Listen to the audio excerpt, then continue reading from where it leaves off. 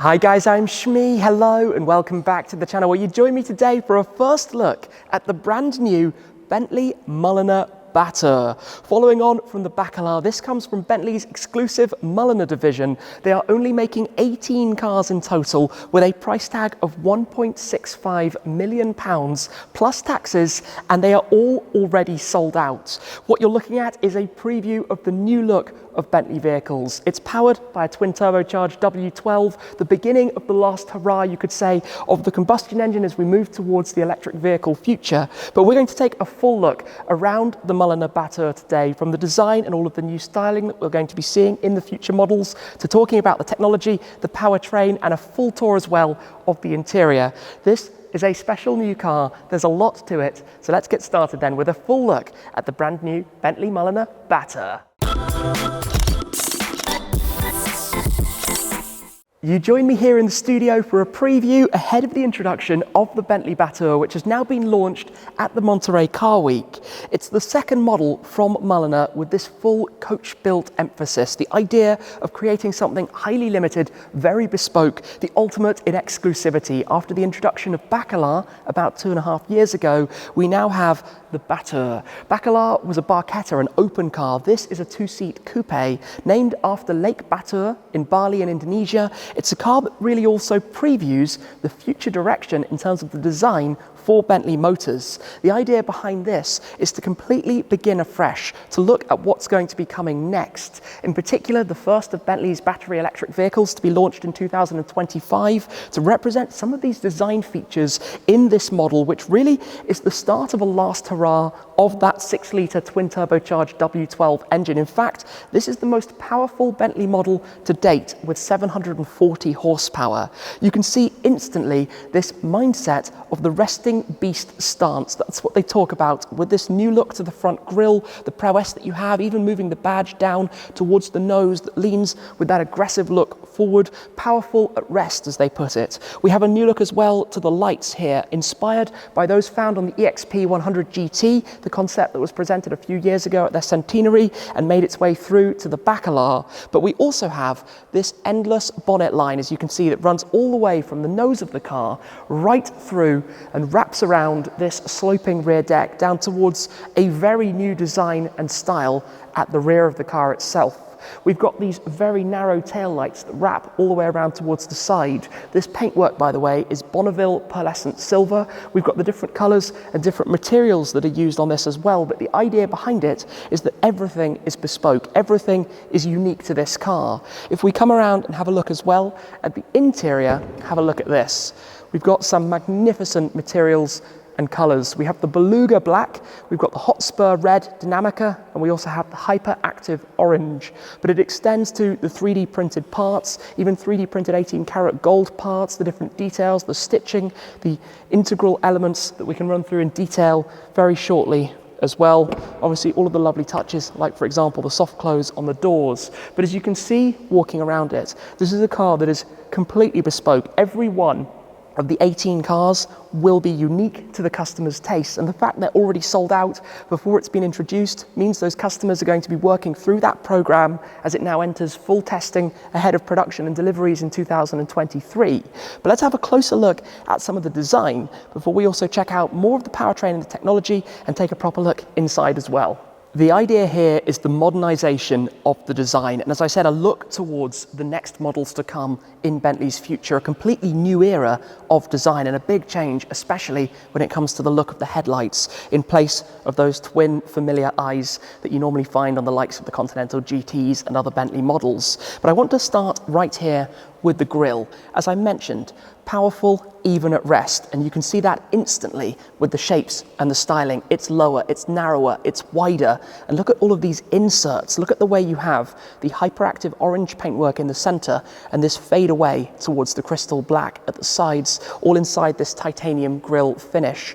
You've got that strong and powerful line that runs vertically up through the front, then over the bonnet and towards the back of the car, with the Bentley logo now moving down from being placed up on the bonnet to being positioned here, just bringing that nose even lower and giving it more of a sporty appearance. As you also get through the various openings, of course, this is all to do with the cooling and keeping that 6-litre twin turbocharged W12 cool up front. The paint, as you can see, has some magnificent pearlescent colours, but each of the customers will be able to choose either from the Mulliner palette or create their own bespoke colour for the main body, plus even adding contrast, accents and design elements as they wish. If we have a look at the headlights, as I mentioned, having this running light, this eyebrow almost over the top, gives it a new face, a new appearance. The lights of the car are always very distinct in that respect. And when you start to look inside, you can see the design elements here with the 3 lenses that you have on each side as well.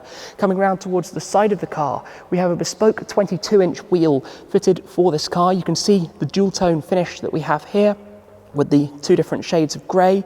Up front, we've got the carbon ceramics with 440mm rotors, 410mm rotors at the rear of it, and this design obviously complemented by the B sitting in the very centre. The sides of the car are very clean in their design. Of course, the side skirts finished in the gloss black to contrast against the paintwork of this particular example, with that line running right back towards the rear of the cabin. You've got these very large C-pillars which create that smoothness towards the back of the car itself, where we come round and things have changed dramatically in comparison with any previous Bentley model. You'll notice here we've got the titanium sports exhaust as standard, manufactured by Akrapovic. If we look up, we've got these tail lights that I mentioned as well, also featuring those 3 lenses that you can see just beneath that eyebrow, almost running over the top, and this quite sharp fold over towards the rear, of course, with the Bentley badge back there, where we also have the hatch which opens up to reveal the boot and luggage space that you have behind. The design, as you can see, is a complete new era, a blank canvas, starting from the very beginning to create the car as Bentley Motors wish to go ahead to preview this next generation. From this angle, we get a very good view of the design elements here over the rear wheels, over the rear arches, that distinct Bentley haunch. But let's come and have a look at the interior of Batur and explore this, where we find a wealth of special details from Mulliner. Now, each and every one of these will be completely unique and presented in different schemes, but here we have this tritone, as I mentioned, but this is where they have extensive opportunities with different materials, with different inlays, with different stitching and embroideries. I also want to take a look at what we have over there on the passenger side of the dashboard. This particular car is in the tritone, as I mentioned, so we've got the beluga black here for the top rolls and the dashboard. We've got the various different contrast stitches. We have these inserts here in the Hotspur red Dynamica, this suede-like material, and then the flashes of colour from the other inserts in hyperactive orange there in the door cards, under the dashboard, and some areas around the interior to just make it really something special. We also have this attention to detail with various areas, the speaker grills, the Mulliner kick sills, the door entry plaques there with the Batur logo, also the puddle lights down here. On the seats, have a look at these. We've got the Batur chevrons with the embroidery here on the seat back wings. We've got the Bentley wings badge up there on the headrest. It is a strict 2-seater, but we've got the orange here for the seat release. Pull that, lean it forward, it will move on the motors. We've got the bright orange for the back, and then in the rear of the car, the red carpets for that storage space area that we have back there, as opposed to the more familiar 2+2 seating configuration inside the car. Of course, we've got the electric memory seats, heated, cooled, ventilated, massaging, you name it, everything available. Let me step inside to show you a bit more around here and the grandeur of the interior of the Bentley Batur. The dashboard then, I need to touch on this because that is a lovely detail. What we're looking at here is actually the audio signature of the W12 engine to remind you of that last hurrah.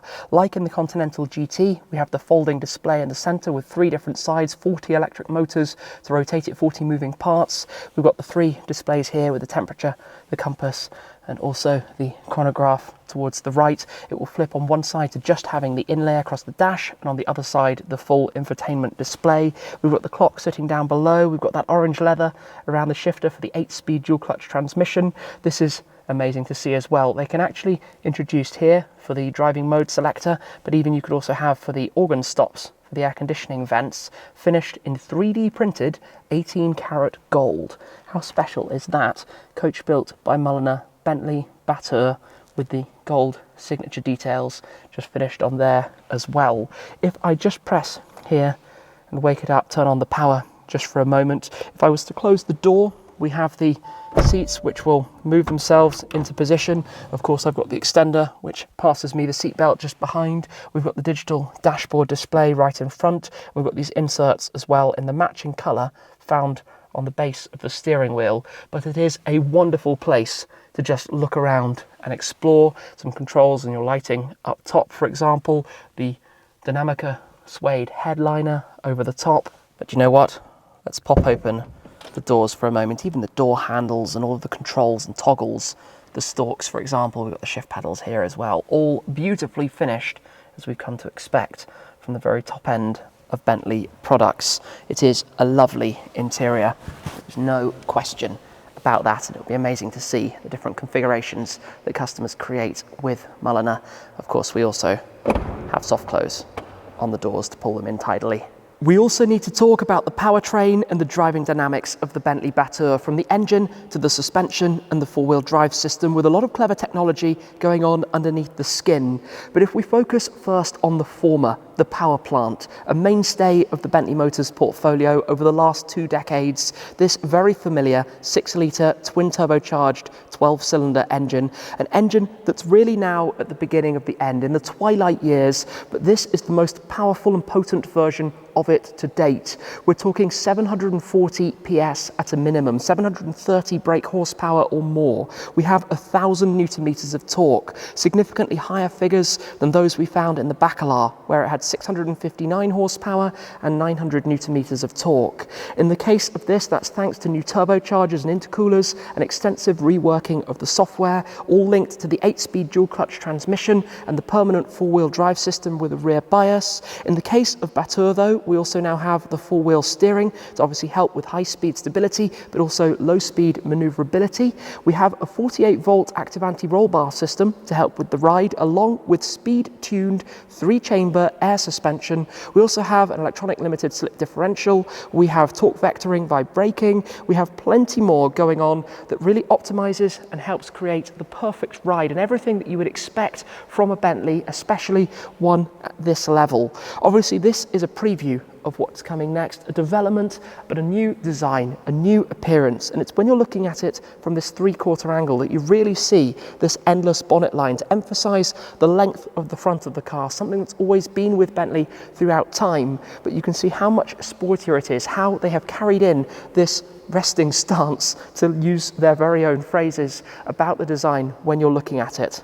But there we more or less have it. We're going to have to wait for a first opportunity to hear the car and to get to experience a first drive. But while we just look around it and have some final thoughts, you have so much more presence from this design. It's going to be fascinating to see how this evolves in a couple of years' time in new models. I haven't mentioned these openings that you have up on the bonnet, of course, helping with the airflow managed through. We can't take a full look at the W12 right now. We'll have to wait to see that one a little bit down the line as well. But you come round towards the side of the car. It has quite a big tail end to it. I think perhaps it would look a little smoother with slightly more of a sloping line down towards the rear. But obviously, if we think about what's next, this is about the idea of 2+2 cars, of course, moving the design onwards as well into other models that will fit as part of the portfolio, whether that's luxurious saloons or even bringing some of these elements into next generation SUVs as well. We've got the large 22-inch wheels. 22 inches sounds like a huge number for a wheel, but with the scale of the bodywork, with the feel of the car,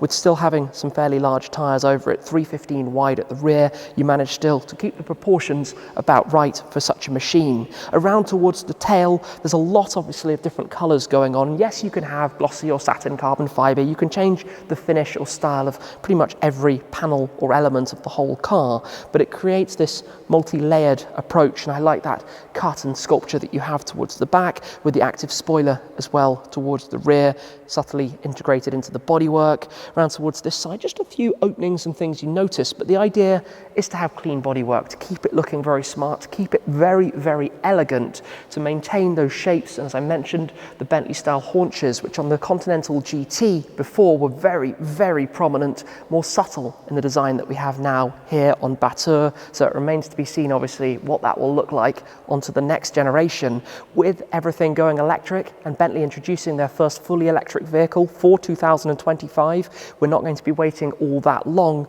It's a sad day, though, that we're talking about the end of this W12. It's been a very, very signature element of Bentley models. Of course, we've also had the V8s, the Conti GT V8s, the Bentayga V8s, but this engine has been around for a while and it's been a wonderful, wonderful thing. So I look forward to getting behind the wheel of the Bentley Batur before long. What an amazing opportunity to take a first look at it here, to be able to share with you directly at the time it is revealed at the Monterey Car Week. 18 very lucky customers of these, although £1.98 million, including taxes, plus of course from there you can go on with your options. It certainly comes with a price tag. All sold though, all found before the car has even been shown to us, the media, and to the public. That's it for now though. Thank you very much for watching. I hope you've enjoyed the video and I'll see you again very soon. Cheers.